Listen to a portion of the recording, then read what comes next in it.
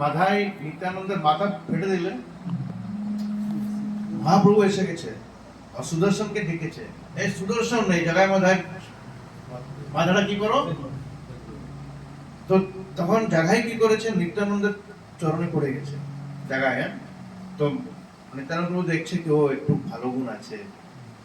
নিত্যানন্দ প্রভু মহাপ্রভু বলছে না না আপনি মারো না, এই অবতারে আপনি আপনার আসেছেন মারবার জন্য নয়, কিসের জন্য, উদ্ধার উদ্ধার করতে জন্য। তো জায়গায় বলছে মাধাইকে আরে কি করছো তুমি, এখানে মারে যাবে তুমি, যত চরণে পড়ে যাও। তো মাধাই কি করছে, সেও চরণে পড়েছে। কার চরণে, নিত্যানন্দ, ওর মাথা ফেটেছে তো ওর চরণে।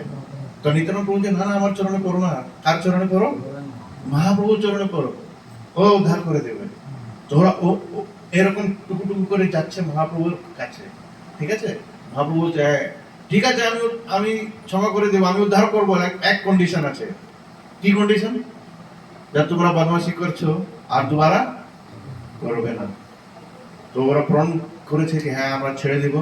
তো মহাপ্রভু ওনাদেরকে কি করেছে, আলিঙ্গন করেছে। কাকে, ও হনুমান নেই জায়গায়, মধ্যে কোনো হনুমান নেই সীতাকে খোঁজে এসেছে আর রাম বলছে হ্যাঁ চলো আমাদের কিছু দেওয়ার জন্য কিছু নেই, আমি কি করব, আলিঙ্গন করব না। শুধু এটা প্রণ করেছে কি আমি আর পাপ করব না। ঠিক আছে, তো এই নিশ্চয় আমাদেরকে এই জীবনে করতে হবে যে আমি আর পাপ, যা করেছে একটা অ্যাকাউন্টটা ক্লোজ।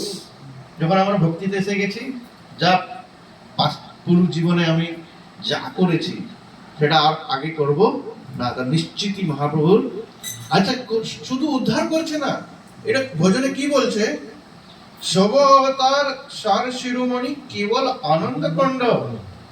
আচ্ছা মহাপ্রভু শুধু উদ্ধার করবে না, কি দিবে তোমাকে, প্রেম, কৃষ্ণ প্রেম দিয়ে দিবে, আনন্দ দিয়ে দিবে। তো ও কি করবে, ও জায়গায় মধ্যে কি করবে, ওরা প্রেমে হরিনাম কীর্তন করবে। হ্যাঁ, গোলকের প্রেম ধন হরিনাম সংকীর্তন। গোলকের প্রেম ধন কাকে দিচ্ছে, জগায় মাধাইকে দিচ্ছে। এটাই অবতার। ঠিক আছে, ভজ ভজ ভাই চৈতন্য নিতাই সুদৃঢ় বিশ্বাস করি।